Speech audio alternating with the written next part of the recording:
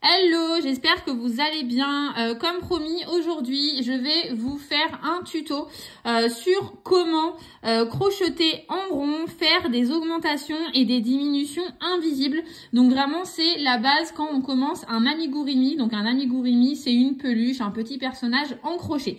Donc je vous montre ça. Donc déjà en matériel, vous allez avoir besoin d'une pelote. Donc moi, c'est une pelote de coton qui se crochette en numéro 3,5, 4. Moi, je le crochette avec un crochet numéro 3, un anneau marqueur de maille et votre crochet.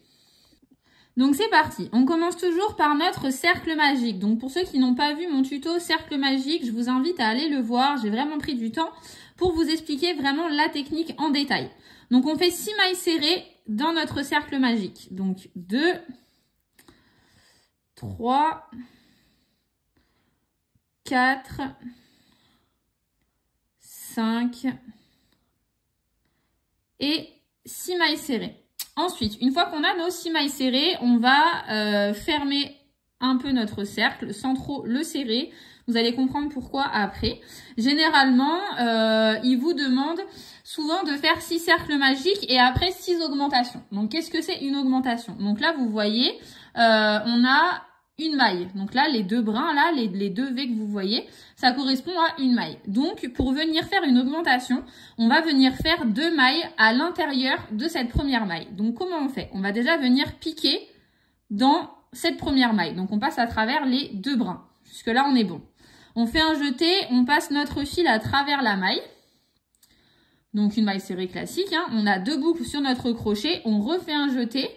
Et on passe à travers les 2 boucles. Donc là, vu que ça va être la première maille de notre deuxième tour, on va placer l'anneau marqueur. Donc je dis notre deuxième tour parce que les 6 mailles serrées à l'intérieur du cercle magique, ça compte comme le premier tour. Donc là, on va faire une augmentation. Donc vous voyez, on a piqué notre maille dans ce trou ici. Donc pour faire une augmentation, on va venir piquer exactement dans le même trou. Et on va faire la même chose. Donc une autre maille serrée identique dans le même trou. Donc vous voyez, on a 2 mailles au lieu d'une. Donc là, on a la maille suivante. On va venir faire une maille serrée à l'intérieur et dans le même espace, on revient faire une maille serrée. On va faire ça tout le tour. Donc 2 dans chaque. Tac. Donc on fait 2 mailles serrées partout. Tac. Hop. Tac. Tac. Et tac. Et là, du coup, au lieu d'avoir nos 6 mailles de départ, on en a 12. Donc là, on va venir resserrer notre cercle magique. Donc c'est pour ça qu'il est vraiment hyper pratique ce cercle. Donc on a notre petit fil là de l'arrière. Je vais venir tenir mon ouvrage et je vais tirer sur ce fil. Donc vous voyez, ça m'a resserré mon cercle. Hop, ça fait quelque chose de plus propre. Et du coup, pour l'arrêter, je vais venir faire un nœud au ras et le couper. Parce qu'on n'a plus besoin de ce fil-là, comme ça, il ne nous embêtera pas au fur et à mesure de notre ouvrage. Ensuite, généralement, ce qu'on vous demande, une fois qu'on a fait un rang d'augmentation, donc on a fait des augmentations dans chaque maille, on vous demande d'alterner une maille serrée, une augmentation. Donc, je vais vous montrer. La première maille, c'est celle-ci. Donc, on pique dans la première maille, on fait notre maille serrée classique. On met notre anneau marqueur de maille parce que c'est bien le début du rang. Jusque-là, on est d'accord. Et dans la maille suivante, on fait une augmentation. Donc, on va venir faire 2 mailles à l'intérieur du même trou. La maille d'après, une maille serrée. La maille suivante, une augmentation. La maille d'après, une maille serrée. La maille suivante, une augmentation. Une maille serrée.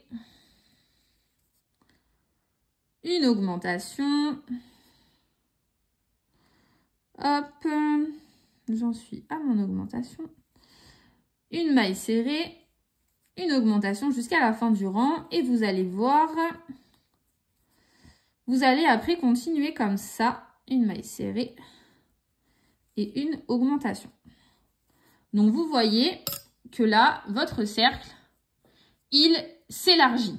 On est d'accord. Donc, le rang d'après, généralement, on vous demande 2 mailles serrées, une augmentation, 3 mailles serrées, une augmentation, 4 mailles serrées, une augmentation, à moins qu'il y ait des consignes particulières. Là, vous suivez exactement ce qui a marqué sur votre tuto. Donc, ça, c'est pour faire les augmentations. Donc, franchement, c'est assez simple. Une augmentation, vous voyez, on la voit bien. Juste ici, tac. C'est vraiment nos 2 mailles, celle-ci et celle-ci, à l'intérieur du même trou. Là, on voit qu'on n'en a qu'une dans ce trou-là, et là, on voit qu'on en a 2. Donc, voilà. Ça, après, il faut les reconnaître avec le temps. Là, on voit qu'on en a 2. Là, on voit qu'on en a qu'une. On en a 2. On en a qu'une. Voilà. Donc, on reconnaît les augmentations comme ça. Ensuite, une fois que vous avez la grosseur de tête, on va dire, parce que généralement, c'est une tête, que vous voulez. On va faire des diminutions. Donc, à un moment donné, ils vont vous demander de faire, je sais pas, 4 mailles serrées, une diminution, ou que des diminutions, et vice-versa. Donc, je vais vous montrer là en faisant une maille serrée et une diminution, par exemple. Donc, une maille serrée, hop, je mets mon anneau marqueur de maille, et là, je veux une diminution. Donc, une diminution, ça veut dire qu'à la place d'avoir 2 mailles ici, j'en veux plus qu'une. Donc, comment je fais pour que ce soit invisible? Vous voyez sur la maille, on a un brin arrière et un brin avant. Vous le voyez sur toutes les mailles. Moi, pour faire une diminution invisible, je passe dans le brin avant de la première maille, dans le brin avant de la seconde maille. Là, je fais un jeté. Je passe à travers ces 2 brins. Je refais un jeté et je fais une maille serrée. Donc là, on n'a plus qu'une seule maille, qui est celle-ci, au lieu des 2 qu'on avait au début. Donc, je vais continuer. Je vais refaire une maille serrée simple. Hop. Et une diminution. Donc, la diminution, on va la faire sur ces 2 mailles-là pour qu'on n'en ait plus qu'une. Donc, je passe dans le brin avant, dans le brin avant.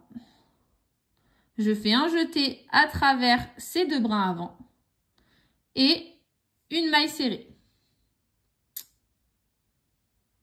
Donc là, on a notre diminution. Donc là, je fais une maille classique. On va faire une diminution. Donc, je passe bien dans le brin avant, donc regardez, hop, même moi je bug, dans le brin avant et dans le brin avant.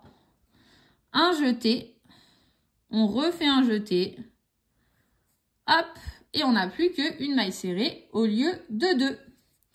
Et donc, je vais vous montrer jusqu'à la fin du rang et je pense que vous aurez compris le principe. Donc là, j'ai fait une maille serrée classique. Là, je fais ma diminution. Donc, je suis passée dans mes 2 brins avant. Je fais un jeté, je passe à travers ces 2 brins. Un jeté, je passe dans les 2 boucles. On refait une maille serrée. On refait une diminution. Tac. Les 2 brins avant. Je passe à travers.